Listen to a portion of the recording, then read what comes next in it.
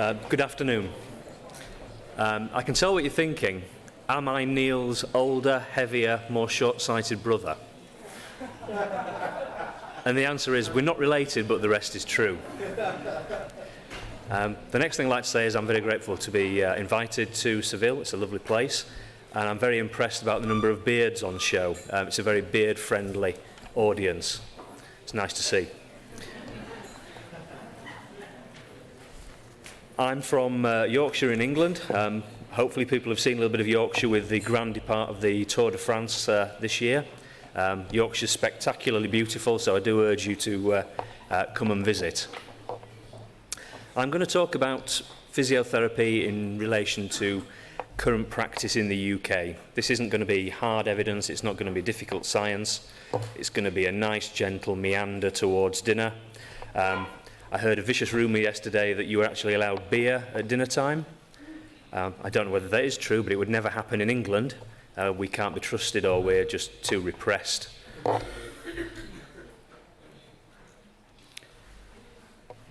Most of my colleagues in the UK feel that if you work with people with chronic pain, there must be something mentally unstable about you, and they can't see why anybody would want to do it. But we are about to enter a world of pain, so enter at your own free will. I think one of the things that's very important about trying to understand what's happening in the UK at the moment with physiotherapy practice and pain management is to perhaps understand a little bit about how physiotherapy has developed in the UK. It's been over 100 years in the making, and it's going through some turbulent times right now. So this is a bit of a history lesson. This is cultural interest. So in 1894, 4 nurses decided that they would form a society. Lucy Robinson, Rosalind Paget, Elizabeth Manley and Margaret Palmer. And they were wanting to protect the profession from some rather spurious concerns about the fact that massage had multiple and sexual connotations. So from very surprisingly dodgy roots, physiotherapy began. In 1900, the hamburger was developed in Connecticut in the USA, but that has no relevance to physiotherapy. But the society adopted a legal and public status of a professional organisation, and it became the Society of Trained Masseurs. In 1920, under its new name of the Chartered Society of Massage and Medical Gymnastics, it was granted a royal charter by King George V. Also in 1920, men were permitted to join the society. Yay! In 1944, in order to represent the broadening scope of practice, the society adopted its present name of the Chartered Society of Physiotherapy. In 1951, the CSP was instrumental in co-founding the World Confederation of Physical Therapy, WCPT, which I'm sure you're all aware of.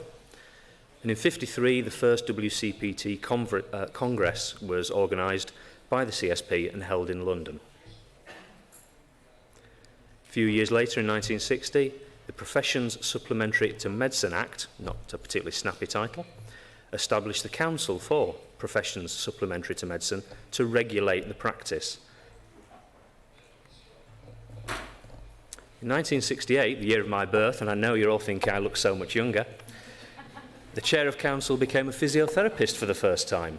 Before then, we'd been dictated to by the medical profession. In 1977, a pretty landmark period, professional autonomy was established for physiotherapy in the UK. And a year later, the Privy Council had changed to agree the Society's bylaws so physiotherapists could treat patients without prior medical referral.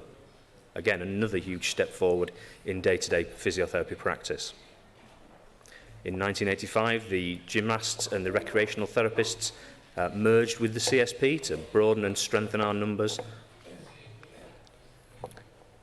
And in 1994, the profession was totally graduate. An also important landmark in 1994 was the development of the Physiotherapy Pain Association, started by guys like Paul Watson, Louis Gifford, Heather Munsey. It was the first time that people who were interested in pain and pain management within physiotherapy had come together. And at the time, they were very, very unpopular. The CSP thought they were a real thorn in their side. They were challenging the way we perceived pain and the way we managed pain, contrary to traditional practice at the time. A year later in 95, injection therapy came along and became part of scope of physiotherapy practice. And in 96, reluctantly, the CSP granted recognition to the PPA as a professional network.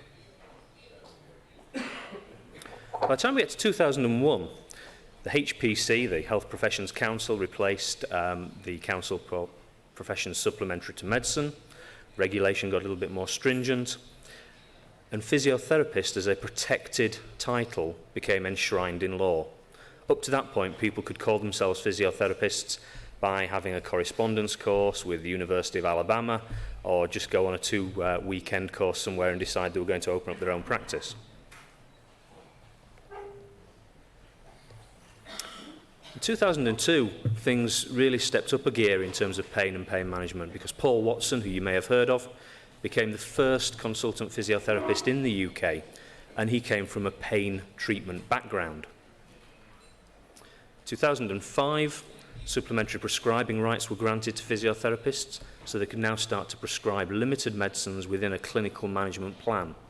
This was really a schedule with an agreement between physiotherapists and medical advisors, and it really was something that only works well when physiotherapists were working in a large multidisciplinary team, and normally with long-term conditions like pain or like neurodisability or perhaps respiratory medicine.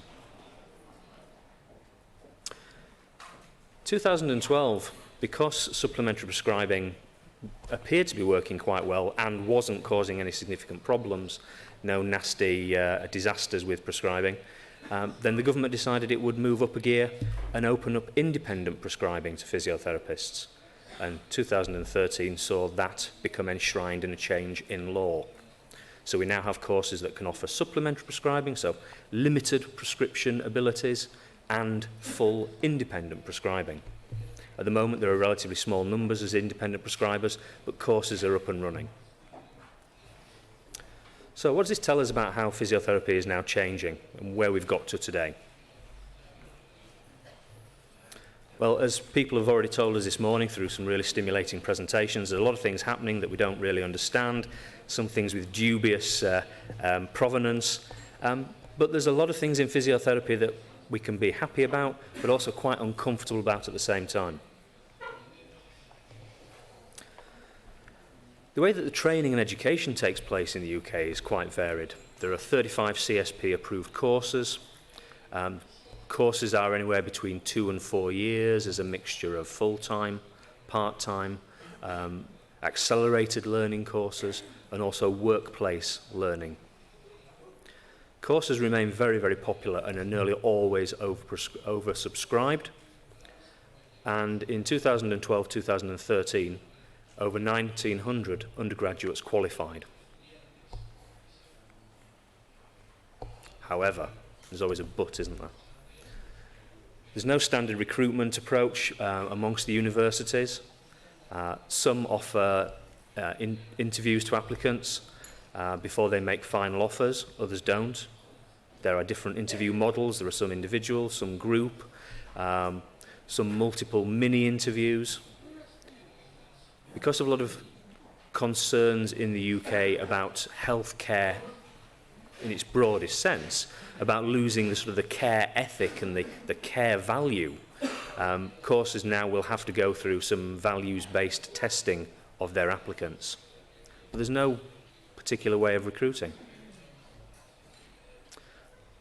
And fundamental to the way that physiotherapy now looks in terms of pain management in the UK is the wide discrepancy in how pain pathophysiology assessment and management in the curriculum at undergraduate level is pursued. And this is often variable and dependent on a number of things.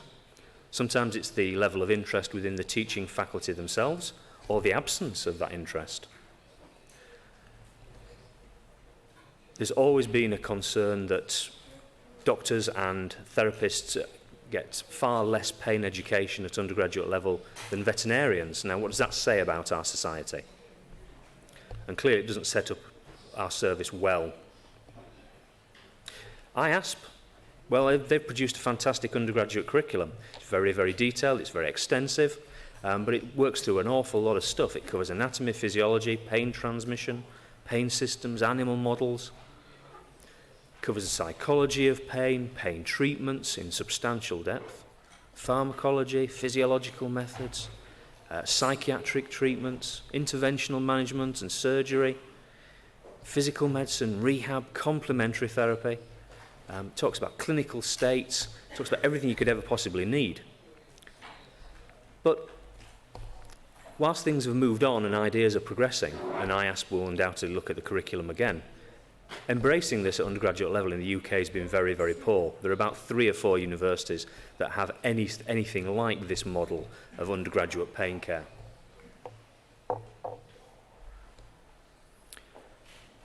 In terms of how we deliver pain care clinically, we have a huge scope of practice in the UK. But there's a real concern that physiotherapy has been very, very quick to embrace interesting things that push the profession in a slightly different direction, that are taking duties that were perhaps previously the reserve of medics. But we're not very good at actually relinquishing things that we think we've perhaps outgrown, that perhaps don't have any place in 21st century physiotherapy healthcare. So we've taken on a lot and not really given anything away ourselves. And the impact this has had on training is that it's broadened the curriculum, and we have to cram more and more into the courses now, which stretches the learning, and perhaps it stretches it to a breaking point at times. A concern is that there are less man hours spent on the clinical skills, refining what we do. There's also a concern that when graduates qualify, they may not be actually entirely fit for purpose in certain areas, and that's a considerable worry. It's not essential now that you do a rotation in, a placement in every single clinical area of practice. So some areas are just going to be not covered as well as they should be, if at all, and that's a concern. And particularly when our bread and butter work is managing people with pain of some description or another. We all know pain is an umbrella term.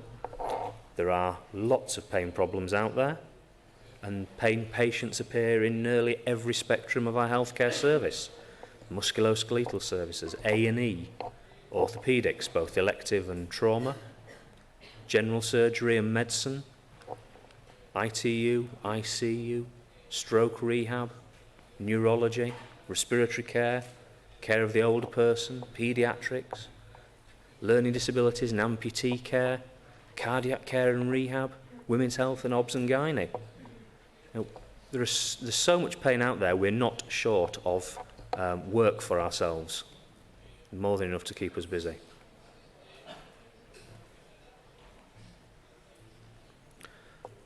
In the UK, only a very, very small number of physiotherapists work in specialised and dedicated multi-professional services.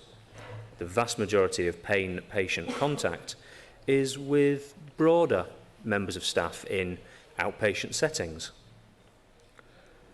So while small teams have taken on this biopsychosocial approach in MDT practice, then the large majority of the profession perhaps hasn't moved as far with the way it views things. One of the interesting things recently was when the CSP wanted to merge a number of professional networks to make it sort of more administratively easy to manage. Then services like Mackenzie guys, acupuncture, injection therapists, sports and rehab therapists, British hand therapy services, physio-orthopedic practice and the PPA, we were put together in sort of one group after a bit of a sort of a speed dating process. And we were given the name the Musculoskeletal Alliance. And the first thing that came up in the meeting we had was that we wanted to change the term to Neuromusculoskeletal Alliance. Now, 5 years ago, I don't think that conversation would have ever taken place, let alone achieve consensus opinion. But it just shows the shift that we're actually seeing a lot more neuroscience coming into clinical practice now. But does the profession as a whole have blinkers on? I think we still look to the fact that we want to find an underlying pathology. We want to find that tissue target. In terms of the way we've learnt our pain teaching, we've often been very much spoon-fed and been told that there is this medical model and that's what we have to pursue. And although we're challenging it, and we're challenging it quite aggressively, it's only having a limited impact in some quarters. And I think the physiotherapy profession in the UK is quite uncomfortable. There are some innovators, some early implementers, and there are some people who are highly resistant to taking this forward. Another concern is that the active profession is 39,500 members strong, but only 500 people choose to become part of the PPA. And that's peculiar when we think about the pain agenda at the moment. We should be the biggest professional network in the UK because of the diverse contact with pain patients. And we should be wanting to offer the highest quality assessment, management and understanding of pain we can. But that's not happening. We have something called CSP Interactive, which is a web-based forum where you can post concerns, clinical queries, requests for guidance, and it's very well supported. There are 9,000 active people who are engaging in the pain process on CSP Interactive. But why don't they become PPA members? Why don't they want to know more in a formal setting? PPA has published a version of a career competency framework only in the last couple of weeks. And this has been a 2-year period of work that's been very complicated. We've worked with the CSP, worked with the British Pain Society, and we've asked for worldwide opinion on this. There's a web link up there for people should they wish to have a little look themselves. What we're hoping is this will create a bit of momentum with the CSP that will allow us to be able to change undergraduate teaching, to challenge the medical model and to really bring the biopsychosocial model in, to try and challenge the CSP to make all courses enforce a certain standard of pain teaching. And hopefully it'll be a lever for setting out a career pathway for people who are interested in pain and want to work with patients with pain.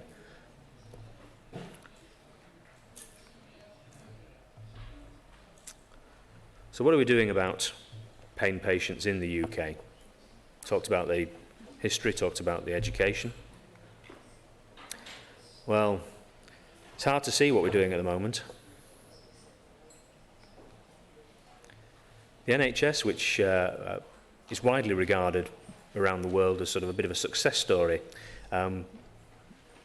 was implemented on the 5th of July in 1948.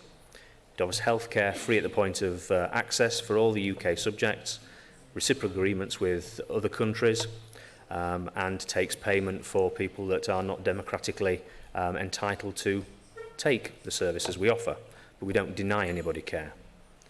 It's the largest employer in the UK of physiotherapists, and it's the largest employer in the UK.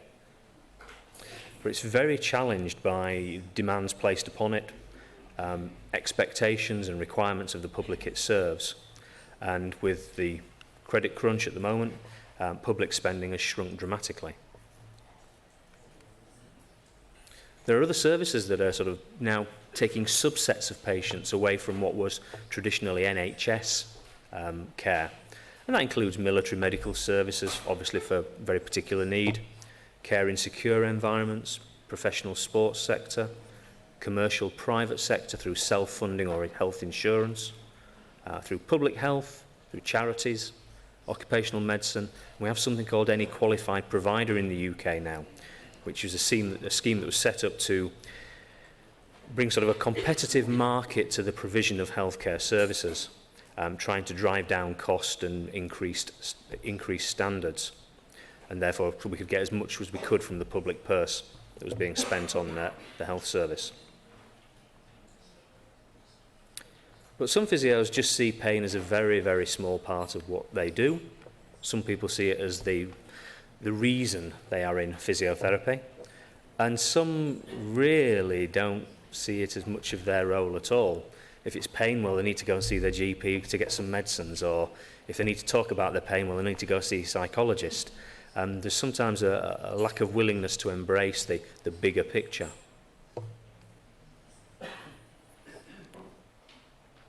Part of this, I think, is sort of this uncertainty about sort of the quality of education staff get at undergraduate level. Part of it is a lack of confidence in themselves to be able to adequately manage what are fairly challenging, complicated patients. Part of it is their own biases themselves as to how confident and comfortable they feel about managing distress and the emotional element of pain presentation. Sometimes it's about the lack of support professionally. They just don't have any clinical peers or line managers that can give them that support. And sometimes it's just not an attractive area to work in. It's quite emotionally sapping, mentally draining, perhaps not physically difficult, but it's challenging, isn't it? You know this. So what do we offer to try and treat people with pain in the UK? Well, this is going to be quite a long list, but there are things that we try and do. Clearly, assessment is important. Physical, psychological, occupational. I think we tend to be much better at sort of looking at the tissue-based stuff, the mechanical movement model of how we assess, asking the right questions, poking the right bits, looking at the right movements. Most of the professions tend to sort of applaud how thorough we are with our anatomy and physiology knowledge. But not many people are very happy at embracing the softer skills, the more uncertain areas of pain practice. And very few people want to spend time with patients who are suffering emotionally, physically. We also don't do very much in terms of vocational assessment and reassessment, although we should. Getting people back into work is really, really important. Important for the individual, important for the family unit, important for society, and also important to get people to pay taxes, to generate funds, to keep on paying for the NHS. Advice and guidance, well, we love to provide well-meaning advice and guidance as physiotherapists, don't we? We like to give everybody our opinion. But the problem is, when you look at a lot of studies, sometimes it seems that we're patronising patients. Sometimes we're telling patients what they must do. It all becomes a little bit dictatorial. Not necessarily, we're not trying to perhaps facilitate patients to make their choices and implement those choices. And we need to get better at the soft skills side of things, which is not always what physiotherapists are comfortable in doing. But we want to create a bespoke plan of care. Lots of other speakers have mentioned it. There isn't one size that fits all. We can't cram every single patient into the same model of therapy. We have to try and work out what's going to suit them for their needs at that time, at their level of functioning, mentally or physically.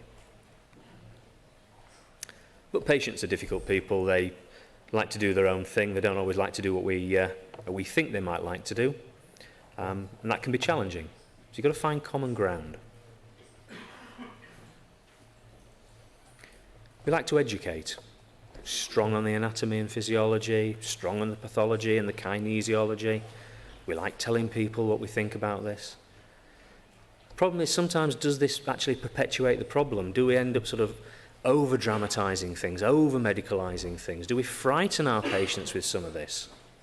Do we make them fearful of their own tissues? Do we create a dependence culture? Do we leave patients not knowing what the right thing is or the wrong thing is, or just really completely befuddled? If we try and do the specific pain education, well, how many of us are doing this? How many of us are looking at the neuroscience? How many of us are looking at educating patients to understand the context of pain? How accurately do we do it? What do we incorporate? What outcome does it give us? What is the most appropriate pain education? Can we agree on it? Well, no, I don't think we can particularly easily agree on it. And it's often very much at odds with what fellow health professionals are telling patients. So we're not necessarily reinforcing the same line. Perhaps we're adding to the confusion to some patients. I think Neil mentioned that if you see 1,000 different clinicians, you'll get 1,000 different answers. I think if you see 1,000 clinicians, you'll probably get 5,000 different answers, all of which do seem to be credible and appropriate, but often very confusing.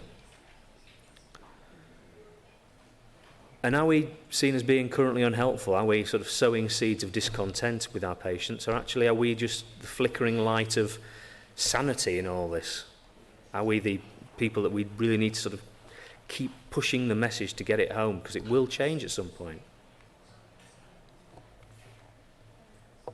We like self-management guidance. We want to try and reduce dependence on the state, on healthcare. We want people to try and live their own lives. Some places now are getting rationing of care. So there's an artificial cut-off point, 2, 3, 4 sessions, and you'll be discharged regardless of outcome. Is that good therapy? Is that good care? If we're terminating therapy too early, what does that say about what we're doing? Does that undermine patients' confidence in our profession? Do we just leave patients to sort of self-persevere rather than self-manage? Do they just have to look after themselves because that's it? We're not giving them any skills, we're just leaving them to it. In the private sector, does that like to support people and continue dependence because there's a financial gain to that? It's interesting if we compared ourselves in terms of how we pitch our input and how we market our input and how we justify our input when we look at masseurs, chiropractors, osteopaths, sports therapists, lots of others that perhaps are sort of waiting in the wings to sort of move in on perhaps what's been seen as our core territory. Perhaps we need to get a little bit more savvy about being honest about what we do and the things that we're not doing well improve. We've got medicines. Now, again, this splits people in the UK. Some people feel that we really shouldn't be dabbling with medicines. Other people think, actually, being able to prescribe pain relief to facilitate good rehab, to reboot the momentum of rehab, is a very constructive way forward. And we do spend a lot of time with our patients most of the time. We do try and build a therapeutic relationship. Perhaps we can get better understanding of what they want from medicines rather than perhaps GPs who are very hurried, just wanting to give medicines and not really discuss all the impact and the issues. Many of us can offer diagnostic investigation, not actually doing the investigations ourselves, but ordering them. Things like X-ray, ultrasound, CT, MRI, blood tests, which tends to make sort of the movement of a patient through the service quite lean and efficient, because you're not having to go backwards and forwards to lots of different people to organise lots of parts of care. But as has been said this morning by Raphael, investigations like these are investigations of tissue integrity. They're not investigations of pain. They don't tell us what hurts. We make assumptions about what hurts. And that can be confusing for patients as well. Electrotherapy, this is a thorny one.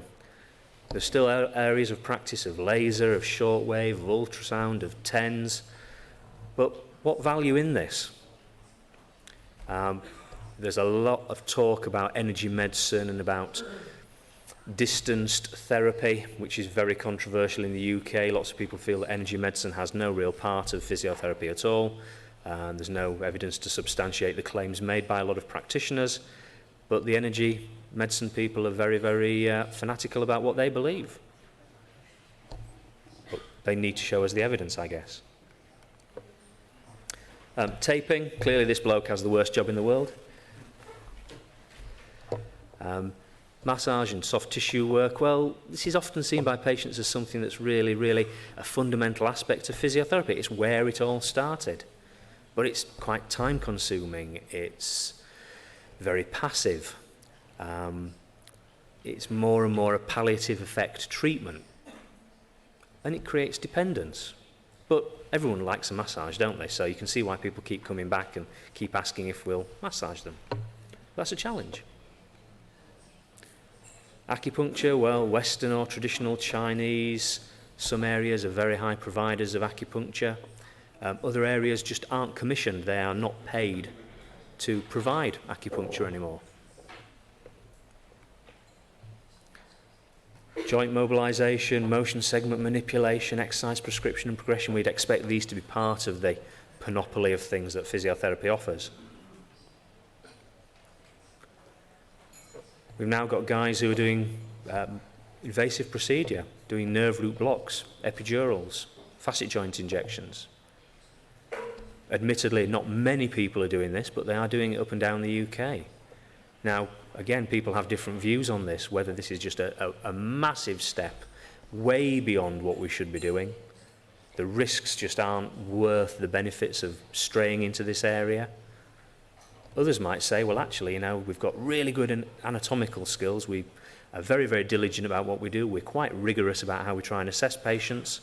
Actually, if anybody's going to start injecting people's spines, why not physiotherapists? Because at least we can then prepare patients for the rehab component rather than it just being a standalone injection, which perhaps won't alter an awful lot for people. CBA, cognitive behavioural approaches. Well, there's a lot of people who resist this, a lot of people who really don't want to go down this line, a lot of people who think that it's a bit of a snub to the hands-on element of the profession, a lot of people who think that CBT and CBA are just turning us into sort of pseudo-psychologists. And now we're turning our back on the heat, light, sound of our previous days.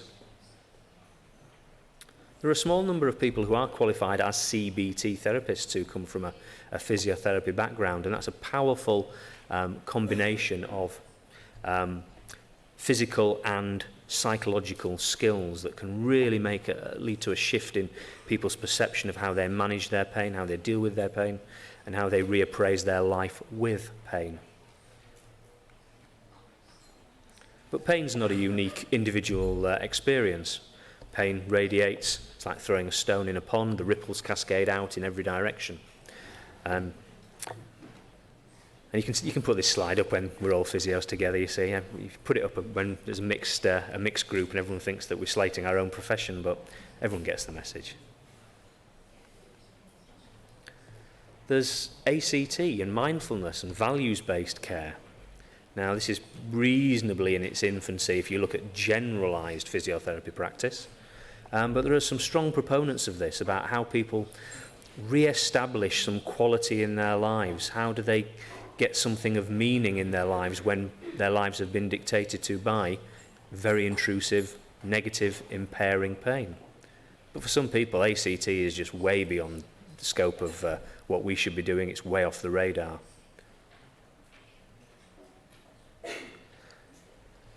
So if some parts of the profession are sort of embracing this and some parts are sort of resisting this, it creates a real conundrum in practice.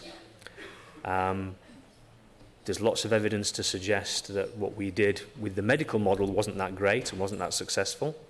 Perhaps we need to amass more good quality research on the biopsychosocial stuff, but again, people look for the evidence that reinforces their own beliefs, as Neil mentioned. One of the things that I think is really interesting is the concern around the lack of perceived therapeutic ritual that's appearing in the literature now. This move towards sort of hands-off care around the world is creating a level of disappointment in patients whose expectations are that we will physically examine them, that we'll bend them, we'll twist them, we'll poke them, we'll prod them, we'll lean on a few joints, we'll make a few things pop and crack and crunch. We'll then wheel out the heavy artillery with a posh-looking machine which lights up and buzzes. If we're not doing that, people are sort of starting to think, well, what are you doing? The number of times people come back to clinic and say, I went to physiotherapy, but he didn't do anything. He just sat and talked to me. And you know that the practitioner that has seen the patient will have done a fantastic job in approaching people's concerns, fears, worries, misappropriations about their understanding of pain, but won't have done any hands-on. But to the patient, what they have perceived is they've not had physiotherapy. They've not had something done to them. And that's quite a worry for the physios in the UK at the moment. We're having a bit of a crisis of confidence in sort of what we're about and what we're trying to do, and how do we keep the public on board. Because obviously, public, if they go back to their GPs or their consultants and say, well, I'm not going to physio again because they don't do anything, they just sit and talk to me. Well, that then sends a message back to the people who hold the power base in the NHS, like the GPs and the medical consultants.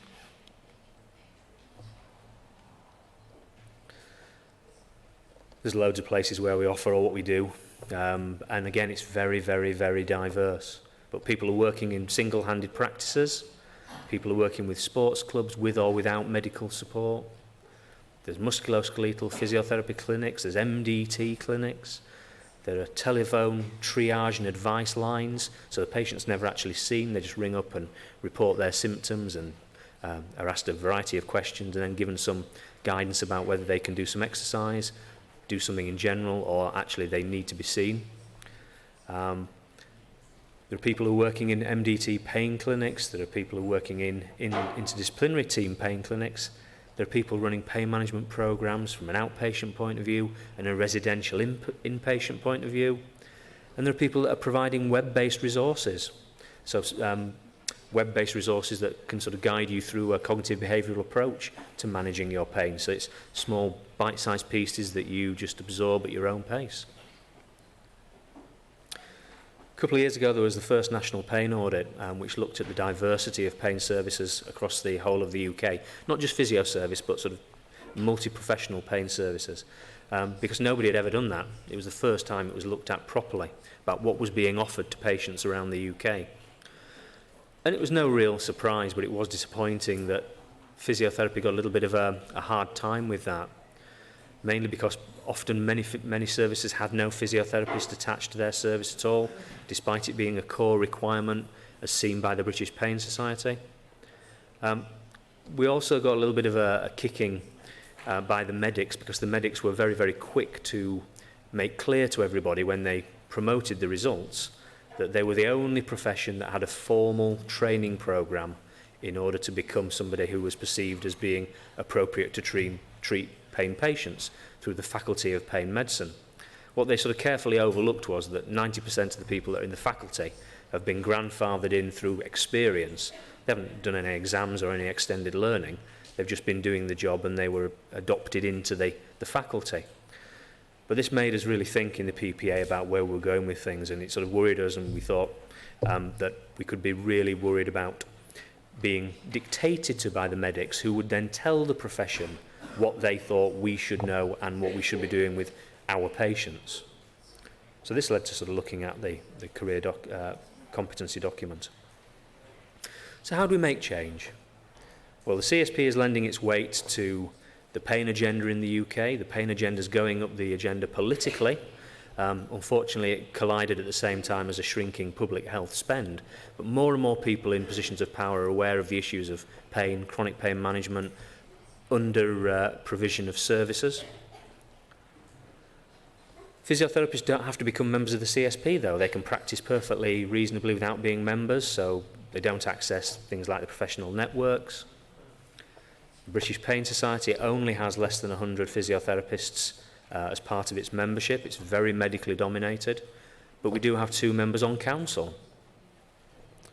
And then the IASP, the North British Pain Society, NHS England, AHP services in the UK, and also WCPT Pain Network, can all try and be positive instruments in moving the agenda forward, challenging out-of-date care, promoting good areas of practice, promoting areas of good quality evidence, and trying to exchange sort of problem-solving approaches in other countries, sharing information about how we go about tackling these patients. Because after all, physiotherapy is pretty safe, pretty high quality most of the time. There's a few other things we can throw into the mix. Political lobbying, leverage, or expediency, just trying to say the right things so we don't step too far out of line. An academic change, getting rid of the medical model and really embracing the biopsychosocial, not just giving lip service to it. Fast-tracking sort of the pain science into clinical practice. We're quite conservative as a profession. We change our ideas quite slowly, don't we? Sometimes we can get a little bit hung up on evidence-based medicine, and actually perhaps evidence-guided medicine would be a better way sometimes. If we're waiting for the perfect trial on a large enough size to demonstrate perfect efficacy, we're probably going to be waiting forever. Legislation often changes things, like the independent prescribing. An unashamed plug for Louis Gifford's work. I'm sure many of you are aware of Louis, who sadly died in February. His wife has published the last of Louis's writings, It's called Aches and Pains. It's a fantastic 3-volume set of work. Louis never really sort of pushed a particular line of therapy. His approach, though, was to listen to the patient properly, actively engage in listening, work out what that patient needs. So, great book. Strongly advise you to look at it. Networking and social media. Well, I'm afraid I'm very old-fashioned. I don't do Twitter. I'm hopeless. But social media will influence everything. Expectation management, really challenging. Patients are better informed when they come to see us. They're better clued in about what they want from us. They're telling us what they want from us. They normally know what their rights are about how they get what they want from us. And that can be quite uncomfortable for us as professionals. And perhaps we have to adapt and survive, or resist and die, because the profession won't stay still. And finally, thank you to the organising committee for organising a wonderful couple of days, and their kindness to the speakers. Thanks to you, the audience, and thanks to the guys in translation and interpreting services to try and make the best of my horrible Yorkshire accent and make it legible to you guys. Thank you.